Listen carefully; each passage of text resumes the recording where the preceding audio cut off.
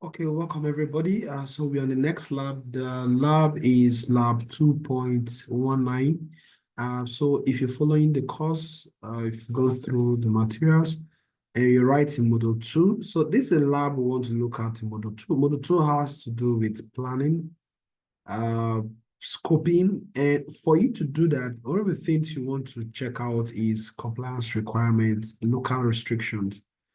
Because from the things you've learned in the modules, you need to make sure that whatever you're doing, you are doing that within regulated documentations, guidelines, principles, compliance framework, and all of that. So for this lab, we're going to be looking at some objectives. So we want to look at pen testing services around our area. We want to look at things that are done by security consultants. Then we want to also search for penetration testing company within our area. You might be in any country. You want to see what others are doing, what kind of regulations that they meet, what kind of standards did they try to comply with. So this is a very straightforward lab. You're going to be needing just your PC, mobile internet, and just with internet access. So the first item here is that you just check your favorite search engine and just say consulting companies that provide compliance and regulation penetration testing services. And anytime we say regulation penetration service, right? Now, there are several reasons why a company wants to do pen testing. So first, it can be for regulatory compliance. Say it's a bank, say it's a, let's say, microfinance bank or a conventional commercial bank. Let's say it's a telecom. Let's say it's a fintech. Let's say is companies that have to do anything that has to do with payments, process payments, collect data. So if any company is going to be collecting people's data, so this is related to GDPR in Nigeria, it's called NDPR, that's National Data Protection Regulation, the General Data Protection Regulation, which is an EU law and EU policy. Most countries have that kind of compliance. So you can check up in your country and see what regulation you've adapted or domesticated for GDPR. Now, if it is for payments, so you have PCI DSS, so payment card industry regulation. Then you also have for banks, the bank central bank is going to be having some guidelines. Same thing for fintechs, how they should handle data, how regular should they do pen testing, and how regular should they do vulnerability assessment. Or if the company has to do or regulates corporate organizations, then they have to actually meet those regulations. So because that has to do with compliance. So you're trying to comply. So from time to time, they want to carry out vulnerability assessments so that they can be in the good books. Now, so we're just going to go to search engine. We're just going to say consulting company, tech companies offering pen testing services. So we'll just say, we say tech companies offering pen testing services in Ghana.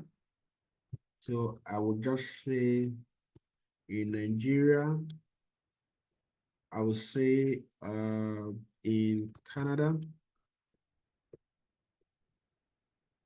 I would say in the UK, let's say, I'm also going to say I want to look at for Kenya, and I want to look at in whatever country that you are in. So just a heads up, you're going to see that if you scroll through, you're going to see that for Ghana, you have some countries here: Astra Security, Breach Law, Cricks, RSK, Cybersecurity, Science of Secure Works. So you may need to open them, check up the links, and see those companies and see what they do. So for this company, for instance, pen testing for web applications, mobile app, cloud security, APIs, networks, and all of that. And they also offer vulnerability scanning services. Now, so you could open this link and you see them, like this is a company. So you have quite a lot of companies that are going to rank on first page of Google. So if you need to check up what they do, how to run the services, so that's one thing you can check up. For Nigeria, you're seeing this company, you see quite a lot of company, right, offering these services, right? So you have quite a lot of them here. Then for Canada, you have Hello Security, some are sponsored. You have Sierra. So whenever you're searching, your result is going to be slightly different from what somebody else is going to be getting as result. Uh, you're going to have different things that are going to come up in SERP. SERP, I mean, search engine results page. So this, everything you see here is your search engine results page. So everybody's going to get slightly different results. So if we're looking for in the UK, so you have quite a lot of companies. So if you want to do internships, if you want to do see what people are offering, or if you intend to get accredited or get a certificate, I want to run some of these kind of services and you want to build yourself. So you can look out for these companies and see the kind of services they're offering, the kind of awards they have, the kind of compliance they have, the kind of registrations they have. So in Kenya, we have most of these companies, right? Okay, that's that about this very lab. So from your research, identify 3 consulting companies that provide pen testing services for compliance, regulation. Answer the following questions for each company. What's the name of the company? We've looked at some of them. What their websites? We've looked at them. What compliance domains? You see, some are going to be looking at API, some are going to be looking at banking, some are going to be looking at health sector, some are going to be looking at fintech. Companies are going to focus where they have competitive advantage. What knowledge resources regarding compliance frameworks are available on the company side? So let's pick, let's say one in Ghana. Let's just pick. So one thing you need to understand is that, so look at, for instance, internal networking, forensics, Wi-Fi, enterprise, mobile. This is not telling us anything about compliance. Okay, just a list of services or a list of tools that they use. Let's look at NITDA, for instance. NITDA is a National Information Technology Development Agency in Nigeria.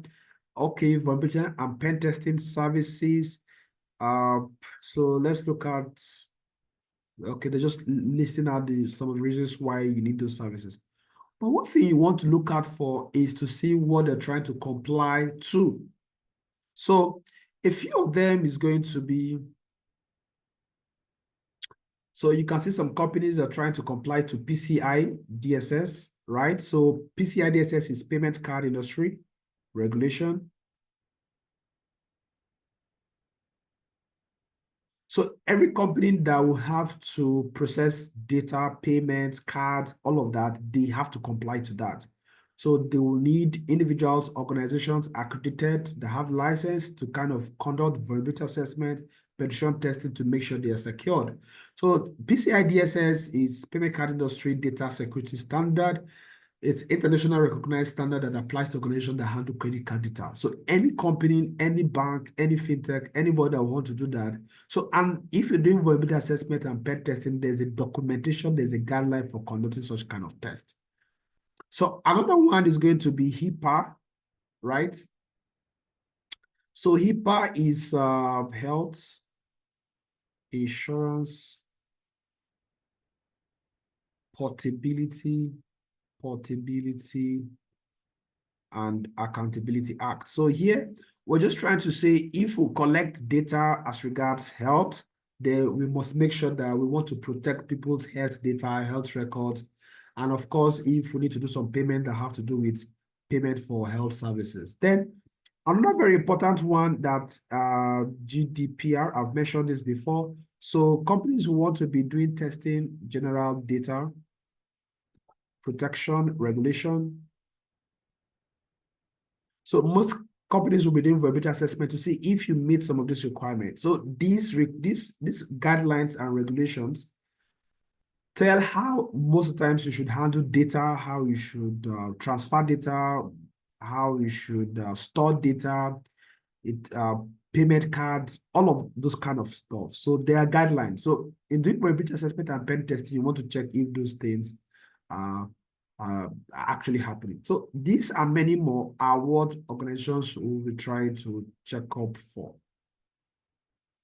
Okay, let's look at the next item in the lab. So you have what knowledge resources regarding compliance frameworks are available on the company's website. So most companies will have things like blog, they will have things like webinars, extension, vulnerability database. They will just have like, even they can have testimonials, right? They could have testimonials. So they can have testimonials, they can have blog posts, they can have case studies about what they've done in the past. They could have like vulnerability. They could have some kind of vulnerability, maybe an exploit database, just like an archive of kind of malware, vulnerability, exploits, things that have happened in the past, or some kind of history.